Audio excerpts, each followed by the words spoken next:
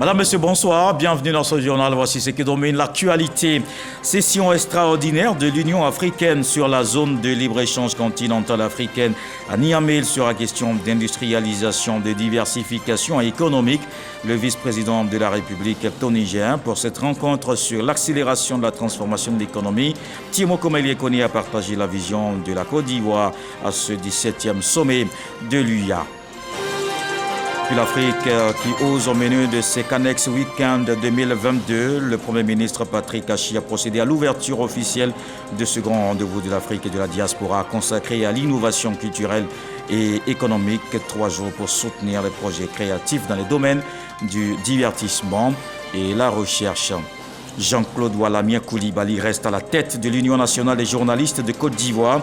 Il est réélu pour un 2e mandat. Le journaliste professionnel annonce la poursuite de tous les chantiers initiés tels que le projet de construction de la cité des journalistes, une victoire au terme de 2 jours de congrès à la Maison de la Presse. Le vice-président du Malawi arrêté vendredi dans une affaire de corruption. L'accusation est portée par l'agence anti-corruption du pays. Elle affirme qu'il a accepté de l'argent d'une compagnie britannique en échange de contrats gouvernementaux, une affaire de 280 000 $ américains.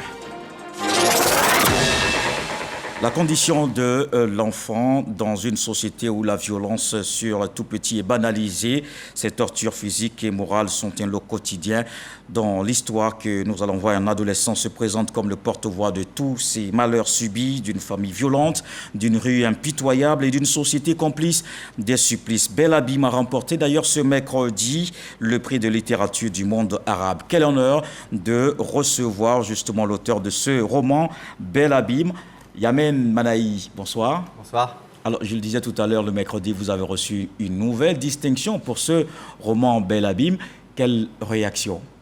Je suis très heureux, très ému que cette part de mon identité, cette part arabe de mon identité soit récompensée après la part africaine et le prix Orange du livre africain que j'ai eu. Donc moi, je suis construit par ces deux identités complémentaires, africaine et arabe, et je suis très heureux d'avoir eu le prix des littératures arabes à Paris. D'accord, on en va en reparler tout à l'heure, le temps de faire le tour de l'actualité. Et on se retrouve pour parler de ce roman qui m'a semblé particulièrement atypique. On en reparle tout à l'heure. Le vice-président de la République au 17e sommet extraordinaire de l'Union africaine. Cette rencontre à Niamey porte sur l'industrialisation et la diversification économique. Timo Komelie-Kone a présenté la vision et la stratégie de la Côte d'Ivoire, l'accélération de la transformation locale de ses produits agricoles tels que le cacao, l'anacade, le café et l'EVA. Viviane Aïmé. Double session de l'Union africaine ce vendredi 25 novembre à Niamey au Niger, à savoir le 17e sommet extraordinaire sur l'industrialisation et la diversification économique et la session extraordinaire sur la zone de libre-échange continentale africaine, la ZLECAf. Le vice-président de la République, Kone Tiemoko-Melie, représentait le président de la République, Alassane Ouattara.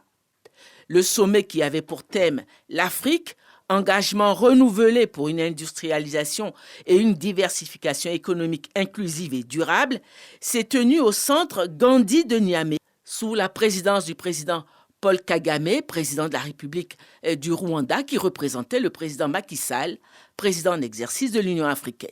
À l'issue du huis clos qui a suivi l'ouverture solennelle du sommet, les chefs d'État et de gouvernement ont adopté plusieurs projets de décision sur la ZLECAf, visant à booster les échanges commerciaux entre les États africains.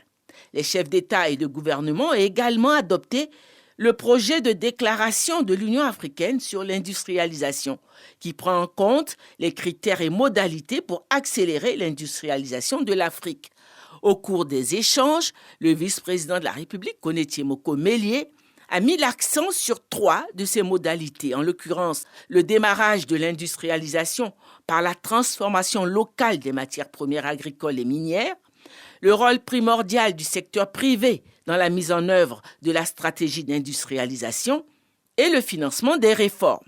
Il a appelé les institutions financières africaines, notamment la Banque africaine de développement et l'Afreximbank, à s'investir dans la mise en œuvre de la stratégie africaine d'industrialisation. Il faut souligner que les différents intervenants lors du sommet ont tous lancé un appel pressant Face à la lenteur constatée dans le processus d'industrialisation de l'Afrique, malgré les volontés affichées des États et les engagements pris depuis des décennies. Au terme des travaux, le vice-président de la République a regagné Abidjan dans la soirée du vendredi. Et de Niger, on se rend au Sénégal. Le gouverneur de la BCEAO installé officiellement à Dakar, Jean-Claude Brou a pris fonction hier au cours d'une cérémonie dans la capitale sénégalaise. Le nouveau gouverneur s'est engagé à poursuivre la mission du maintien de la stabilité monétaire et accompagner le développement économique de la sous-région. Pour ce faire, il compte sur l'esprit de solidarité des États membres. Envoyés spéciaux à Dakar, Koné Adama, Ulrika Dongon. Désignation le 4 juin, prestation de serment le 8 juillet, le processus de nomination de Jean-Claude Kassi-Brou s'achève ce 25 novembre par la cérémonie d'installation à Dakar au Sénégal. Selon le président en exercice du Conseil des ministres de l'UEMOA, c'est tout simplement l'homme du moment. Monsieur Brou dispose de références académiques solides et d'une expérience professionnelle riche et diversifiée. Qu'il suffise de rappeler son parcours au Fonds monétaire international. Dans la haute sphère de l'administration de son pays et au niveau du haut management de la BCEAO. Et enfin, son mandat remarquable et remarqué à la présidence de la commission de la CEDEAO. Pour sa part, le nouveau gouverneur mesure pleinement les charges et défis qui l'attendent. Avec la crise de la Covid, avec la crise liée à la guerre en Ukraine, dans le monde entier, les prix ont augmenté. On a une inflation.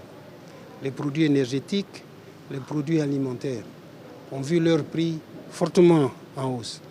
Mais dans l'UEMOA, l'inflation a été contenue à 7%, alors qu'en Afrique, la moyenne est à 14%. C'est important de maintenir cette inflation à ces niveaux faibles. Dès 2021, on a eu une croissance de 6%. 2022, on attend encore presque 6% dans l'Union. Et si vous regardez, cette croissance, ce taux de croissance est supérieur à la moyenne de tout le continent africain. C'est un défi important. Et puis, troisième défi majeur, qui est de la responsabilité de la Banque centrale, c'est la préservation de la valeur de notre monnaie. Plusieurs personnalités du monde socio-économique de l'espace UEMOA et de gouverneurs de banque centrale ont effectué le déplacement de Dakar. Avec le rayonnement de la Côte d'Ivoire sous la haute autorité du président de la République, nous espérons vivement que le nouveau gouverneur continuera dans l'élan, dans la dynamique de ses prédécesseurs. Nous ne saurons en douter, tant il est vrai que lui-même, il a un excellent parcours partout où il est passé. Je crois qu'il sait là où il faut aller, là où il faut réfléchir. Il a aussi tout ce qui a été fait par ses prédécesseurs, la dynamique qu'ils ont instituée de plus en plus. Et je pense qu'il a tous les éléments aujourd'hui pour pouvoir être un bon gouverneur et un gouverneur performant dans la lignée de tous ceux qui ont apporté quelque chose à la Banque centrale.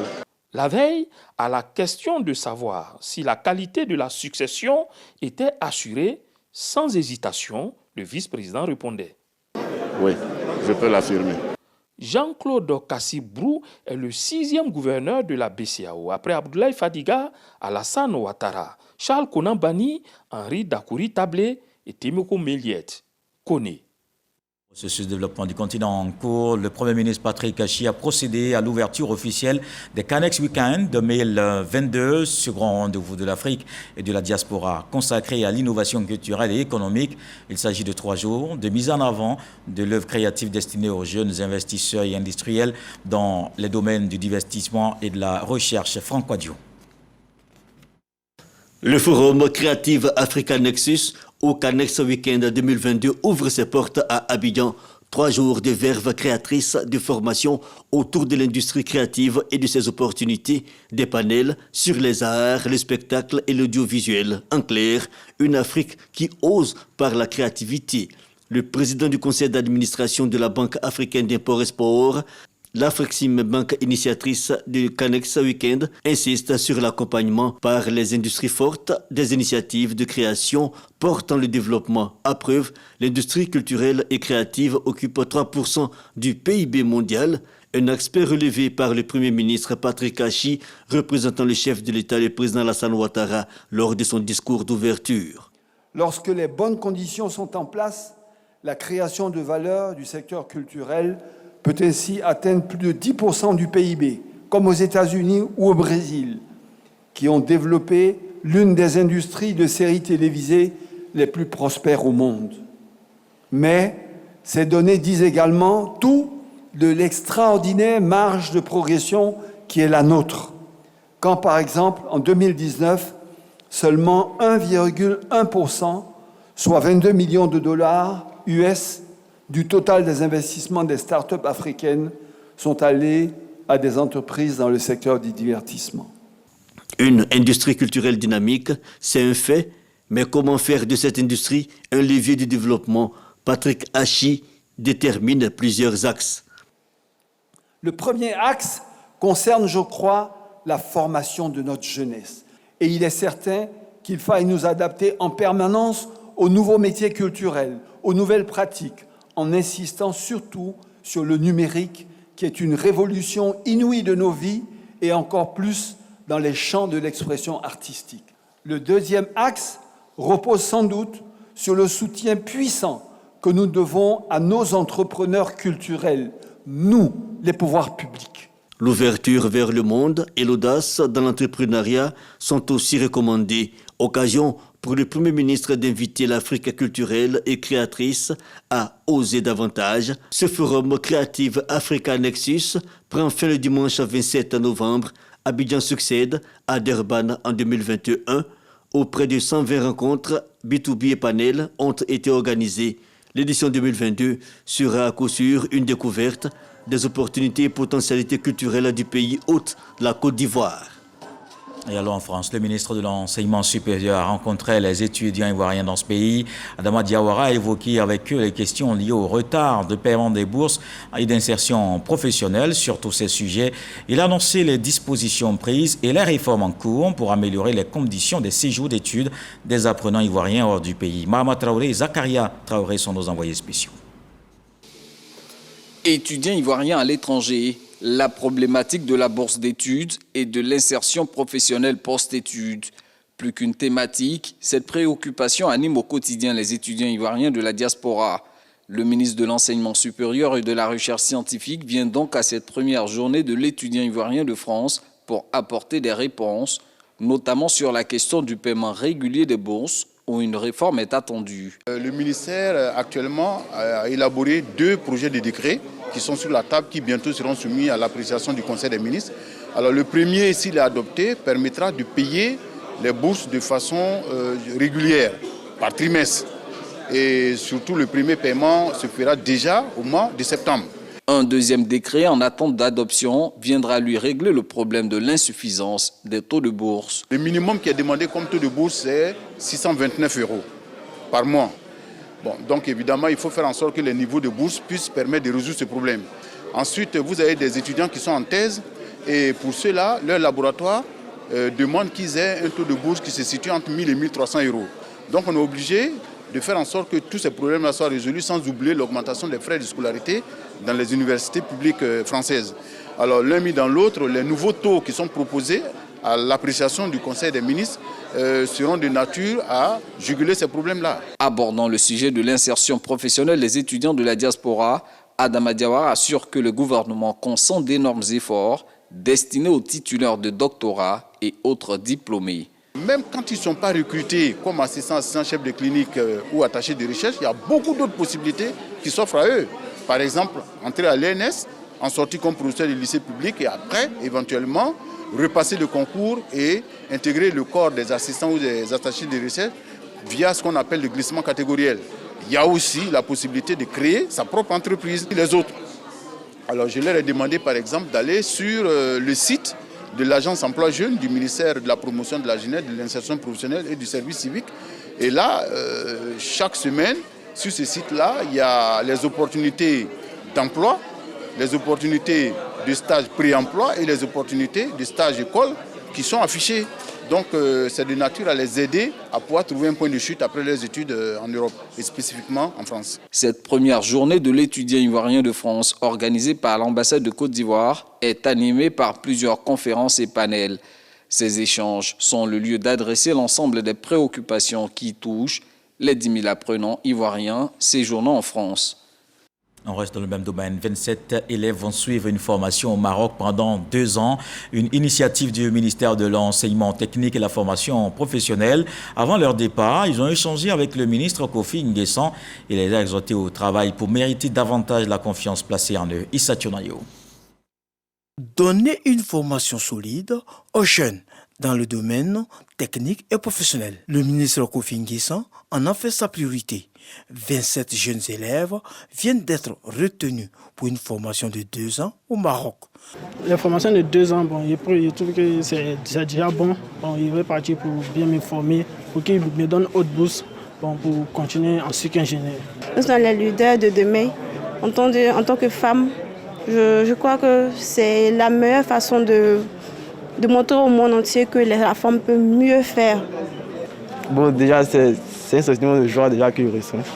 C'est une chance pour moi. Bon, je remercie déjà monsieur le ministre, monsieur le président et toutes ces personnes qui ont œuvré pour qu'on puisse avoir cette bourse-là.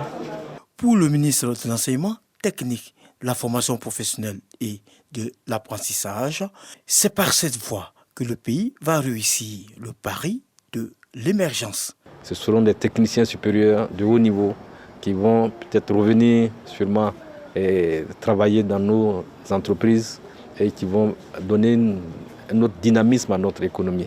Et je suis venu ce matin pour les encourager, pour rassurer aussi les parents que ces jeunes vont de façon officielle.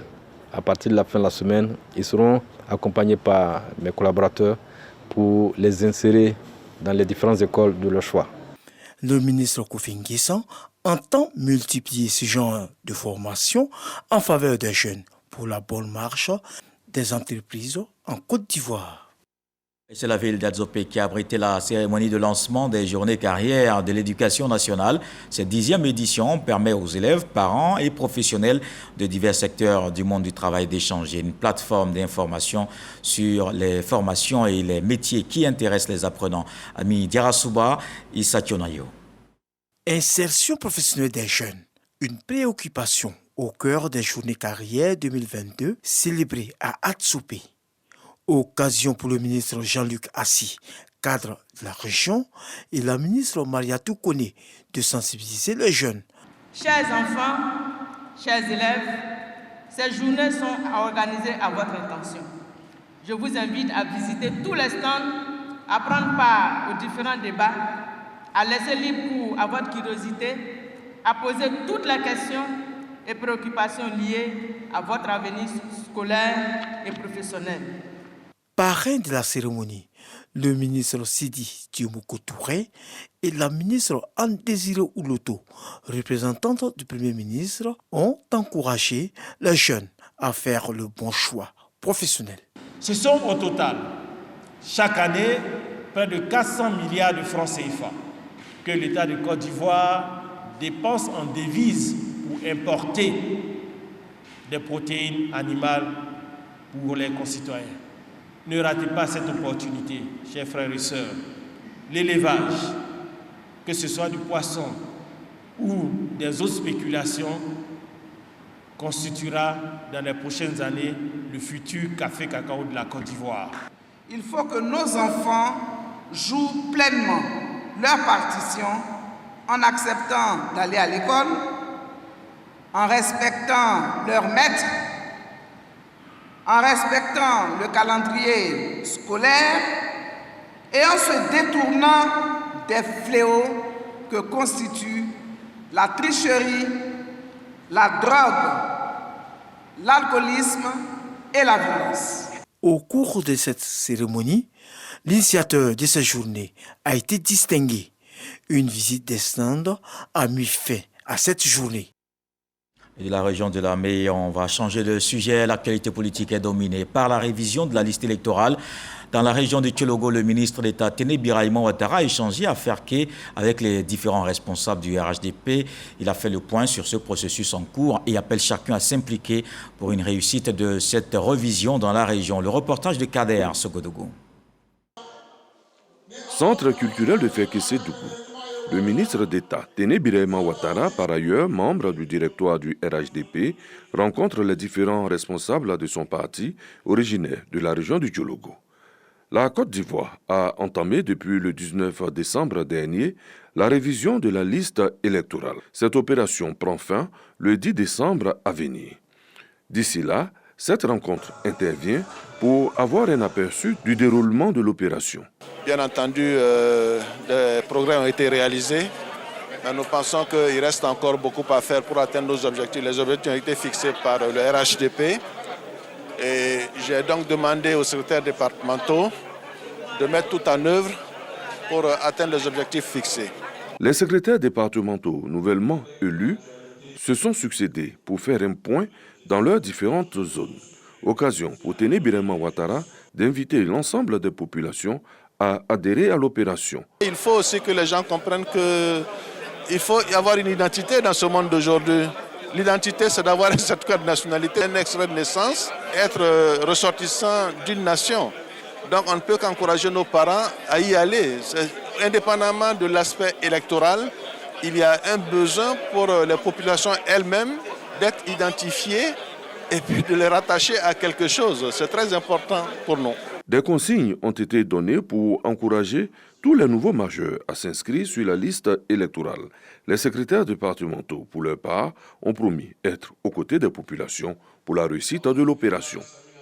Ici à Abidjan, Adama Bictogo a sillonné la commune de Yopougon. Objectif, encourager les militants du RHDP et les populations pour la révision de la liste électorale. Il a profité de ce rendez-vous pour remettre une centaine de motos et d'autres matériels aux militants. Ahmed Traoré, Issa Tionayo. Adama Bictogo à la rencontre des militants RHDP de Yopougon. Pour cette prise de contact, la population des quartiers de Ouassakara, Andokwa, Port-Boué 2 et Sikoji ont répondu présents à l'appel. Un seul point à l'ordre du jour, remobiliser les troupes et les encourager à prendre part activement à la révision de la liste électorale. Pour joindre l'acte à la parole, une centaine de motos et de mégaphones d'une valeur de 32 millions de francs CFA ont été offerts aux départementaux, délégués des zones et secrétaires de section. Nous considérons que la révision électorale de Yopougon est donc la boussole du succès de la révision de la liste électorale. Et nous considérons aussi que la victoire se dessine à partir de l'inscription sur la liste électorale. C'est pour cela que nous sommes venus remettre donc les moyens à la disposition des responsables du parti de Yopougon pour qu'ensemble nous puissions donc sillonner Yopougon à l'effet donc de faire inscrire un très grand nombre sur la liste électorale. Le désormais premier responsable du RHDP de la commune a profité de ce rendez-vous pour se faire enrôler. Une initiative jugée opportune par les militants.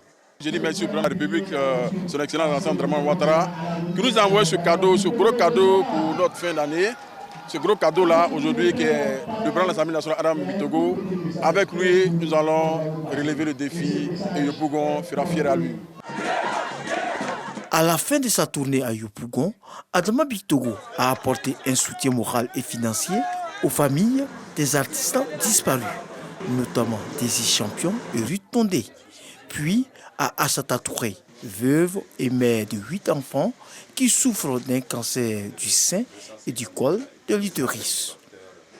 Dans l'est du pays, on se mobilise également. Le député de Bongouanou a rencontré les populations pour aller expliquer l'intérêt de l'opération de la révision de la liste électorale. Jacob Assouba a demandé aux nouveaux majeurs de se faire enrôler afin de participer au choix des élus de la région. Emmanuel. Assis au milieu de ses collaborateurs du Rassemblement des Oufouettistes pour la démocratie et la paix, le secrétaire départemental du RHDP de Bongouanou est venu échanger avec les populations de sa circonscription, surtout les militants de son parti. Jacob Assouba leur a surtout demandé de participer massivement à l'opération de révision de la liste électorale qui a débuté depuis le 19 novembre dernier. Nous sommes majoritaires au niveau de Bongouanou. Nous avons le devoir de garder notre majorité.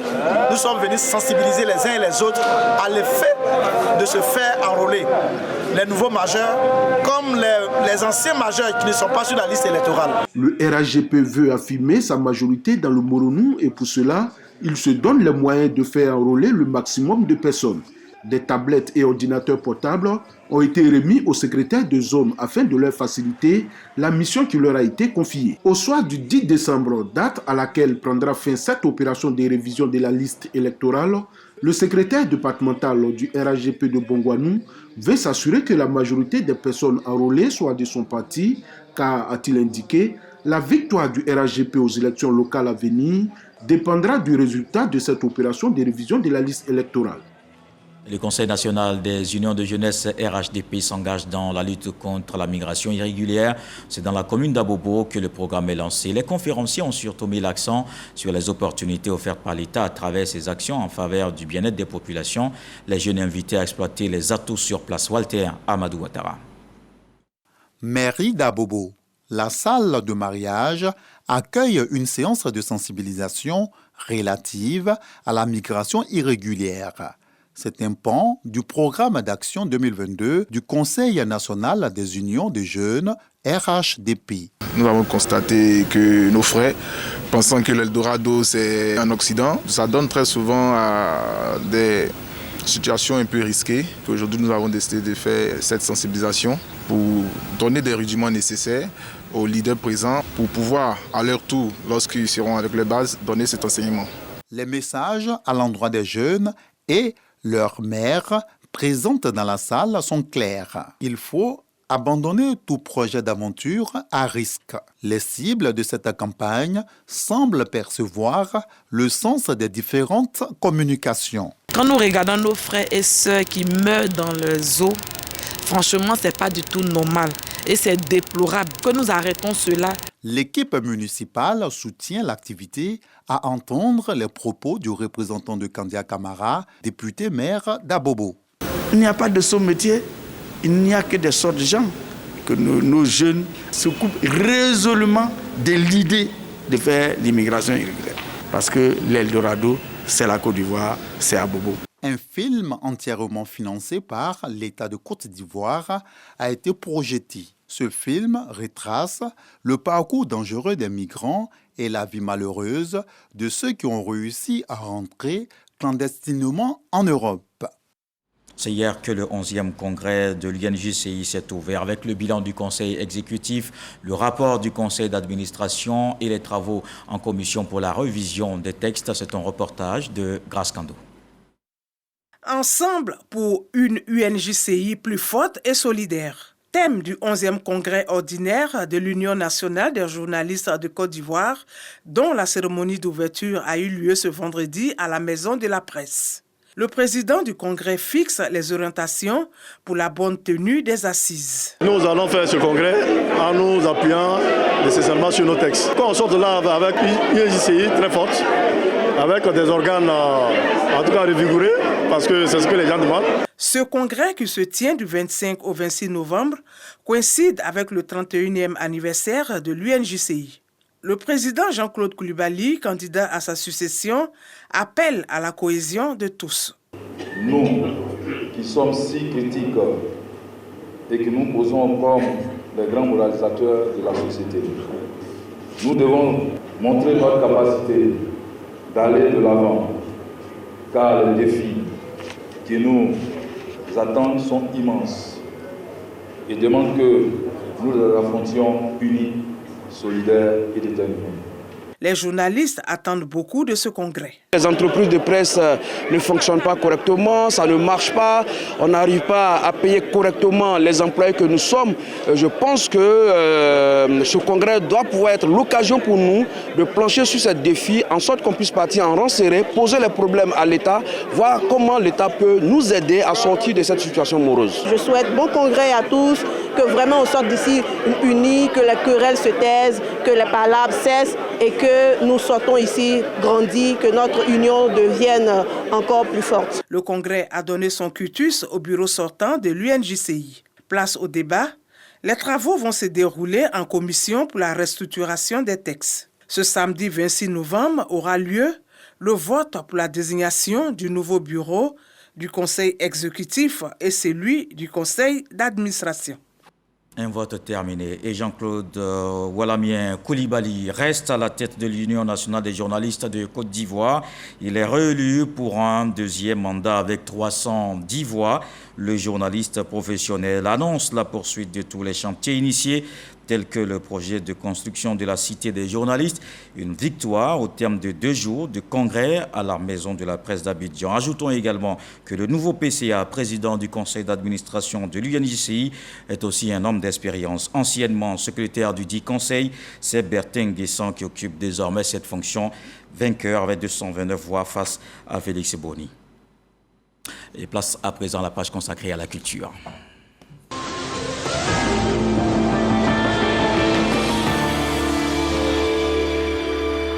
La commune de Cocody a récemment abrité le lancement du prix Culturama, une cérémonie de distinction pour la promotion de l'excellence du journalisme culturel en Côte d'Ivoire. C'est sur un fond d'hommage aux seniors, des icônes du grand nom de la sphère médiatique ivoirienne honorée.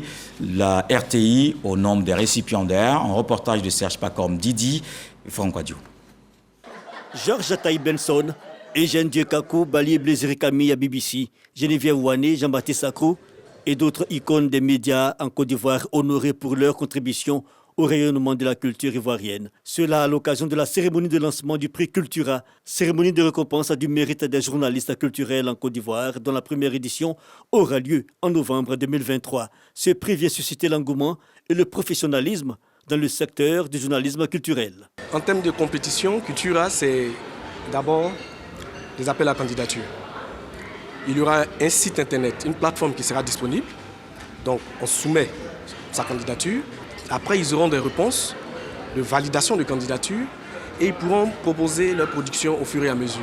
Le jury constitué statuera sur les travaux. Mais ce qui est important dans ce genre d'exercice, c'est d'abord l'écriture, que ce soit l'écriture en termes de reportage ou l'écriture en termes d'articles, la capacité de transmettre aussi quelque chose d'important, et puis la qualité de la recherche.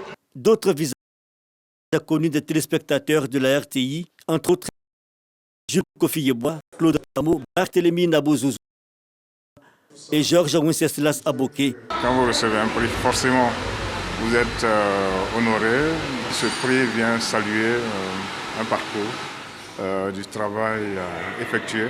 Représenté par David Mobio, la RTI a reçu un prix spécial pour la promotion de l'art et de la culture ivoirienne.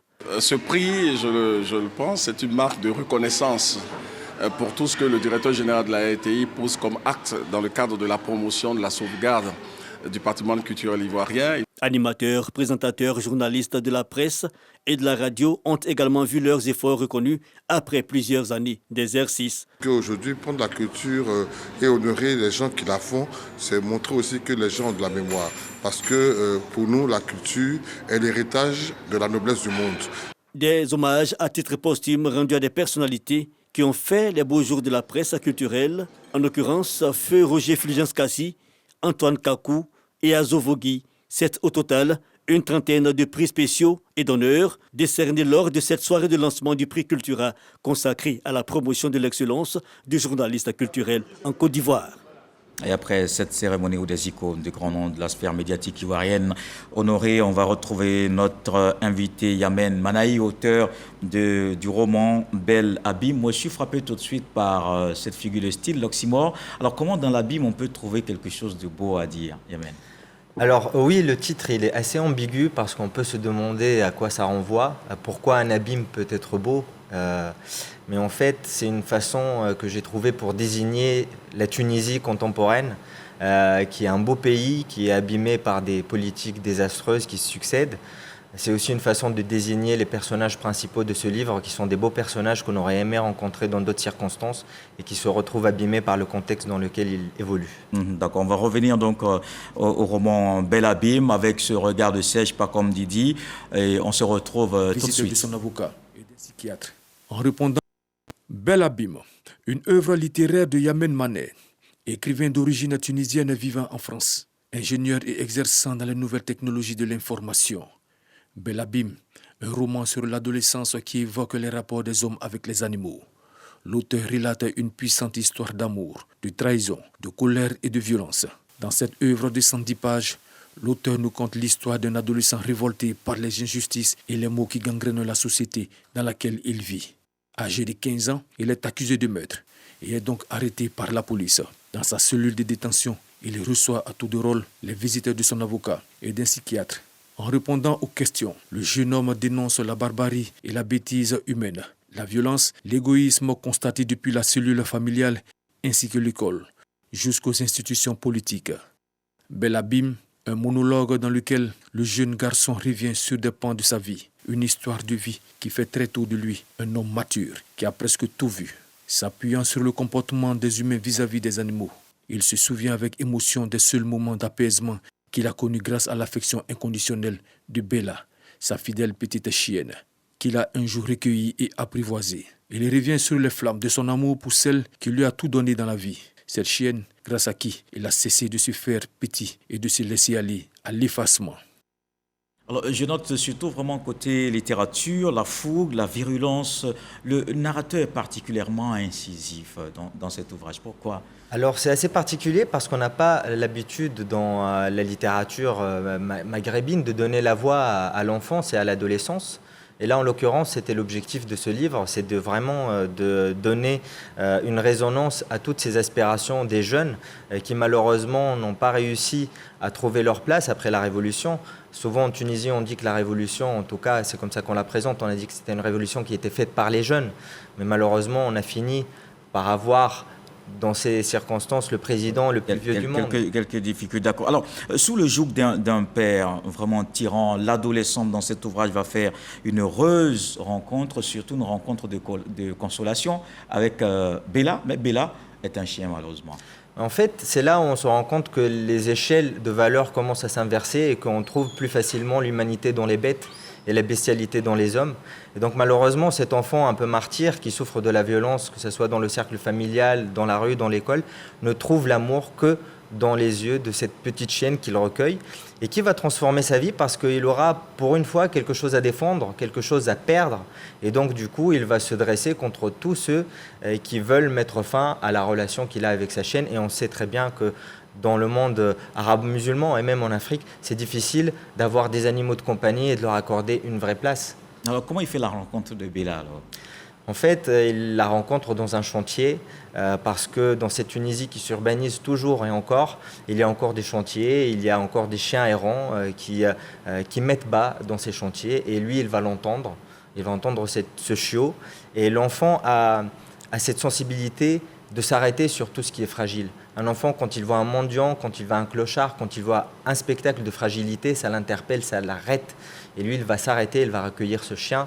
Et ce chien-là va être le point de départ d'une nouvelle vie pour lui jusqu'à la tragédie. Alors, Bella était mon ami, Bella était mon amour, Bella était tout ce qui a compté et qui ne comptera plus. Là encore, le désespoir. Bella, elle va se retrouver prise dans une campagne d'abattage municipale de chiens errants. Malheureusement, elle va se faire abattre sous les yeux de son ami, parce qu'il se considère pas comme son maître, mais plutôt comme son ami. Et c'est malheureusement la tragédie qu'on voit aussi en Tunisie, c'est-à-dire les priorités ne sont pas là où il faut. D'accord. Alors, en préférant l'amour du chien au mépris, par exemple, de la société, cette image semble un peu apocalyptique. Peut-être qu'il faut tout simplement dire qu'on n'attend plus rien de lui-même. Bien sûr que si. Parlons de l'amour propre, évidemment. Bien sûr que si. Alors en fait, là, on est avec un adolescent, donc il faut comprendre la psychologie d'un adolescent. Un adolescent veut un monde juste, veut un monde qui l'accueille. On n'est jamais aussi proche de ces idéaux que lorsqu'on est adolescent. Et plus on avance dans l'âge, plus on apprend à avaler les couleuvres, on apprend le compromis, on apprend même parfois la compromission. Et donc, oui, cet adolescent a envie d'un monde plus juste et ne le retrouve pas autour de lui, malheureusement. Et c'est ce qui va déclencher sa rage, sa fougue et sa colère. Alors, dans ce monologue, il y a surtout beaucoup d'interrogations, beaucoup de questions, je dirais de questionnements. Pourquoi ? Parce que je pense que la littérature, c'est ça. La littérature, ce n'est pas d'apporter des réponses, mais c'est plutôt d'essayer de mettre les personnes sur les voies de l'interrogation et sur les voies de la recherche.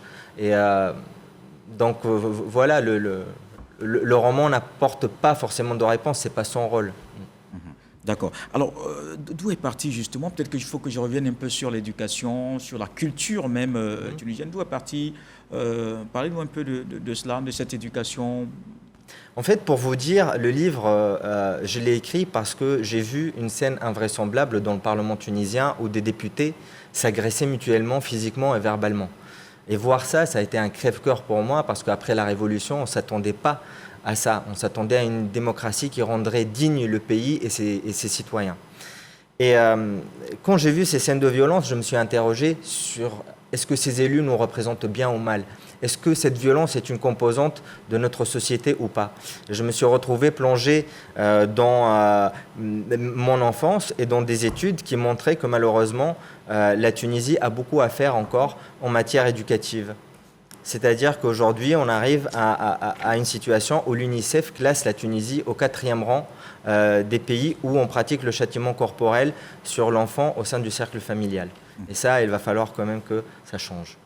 D'accord. Alors, si on doit peut-être parler un peu des succès que vous rencontrez, on va dire qu'à chaque roman de Yamen, il y a une distinction parce que le mercredi dernier, il a eu le prix littérature du monde arabe. Oui, c'est... Comment explique ce succès ?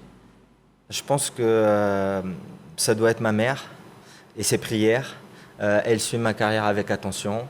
Elle m'apporte beaucoup et je pense que certainement le bon Dieu doit l'entendre quelque part et veille sur moi d'une façon ou d'une autre. Après, je pense qu'il y a aussi quelque chose que je fais. Je n'écris pas pour exister sur une scène médiatique. J'écris parce que la littérature me soigne, me guérit. Et je pense que cette sincérité dans l'acte fait que mes écrits touchent et arrivent à se transmettre. Et c'est pour ça qu'ils sont distingués. Voilà.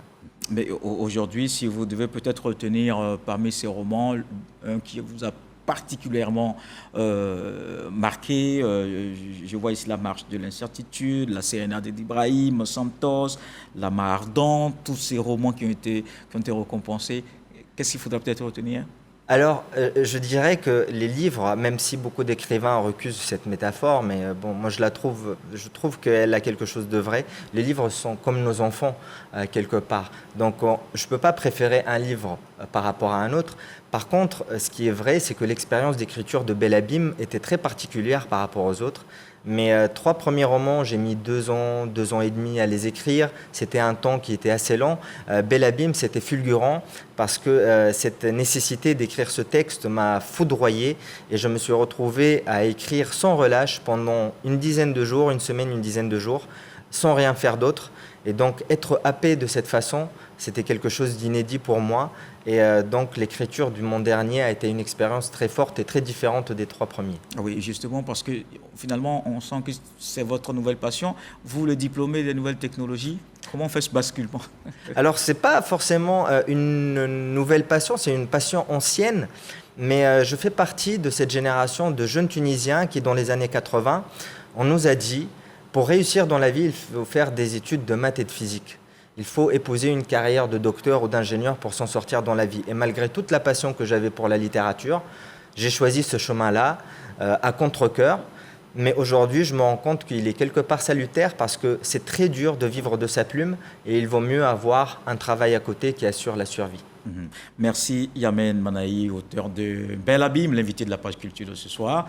Merci beaucoup. Merci. Et puis déjà, on dira plein succès, même si le succès a commencé avec le prix de littérature du monde arabe, déjà avec Bel Abîme. Merci. Voilà, et je tiens aussi à remercier l'association Aquabac Culture qui m'a invité et saluer aussi le prix Ivoire qui est décerné à Sami Tchak et également faire un petit coucou à la Fondation Orange aussi qui me soutient. D'accord, merci beaucoup. Dans le reste de l'actualité, le vice-président du Malawi a arrêté vendredi dans une affaire de corruption. L'accusation est portée par l'agence anticorruption du pays. Elle affirme qu'avec plusieurs hauts fonctionnaires, il a accepté de l'argent d'une compagnie britannique en échange de contrats gouvernementaux. Une affaire de 280 000 $ américains. Chilima a répondu à 6 chefs d'accusation, après quoi un tribunal l'a libéré sous caution. Plusieurs dizaines d'anciens ministres et de hauts fonctionnaires sont également mis en cause. Et voilà qui m'intervient ce journal. Merci de l'avoir suivi. L'actualité revient à 23h ce soir. Le sage nous apprend que quand tu veux qu'on te coupe les cheveux, tu ne retires pas la tête quand le coiffeur approche. Dieu le voulant, on se retrouve demain.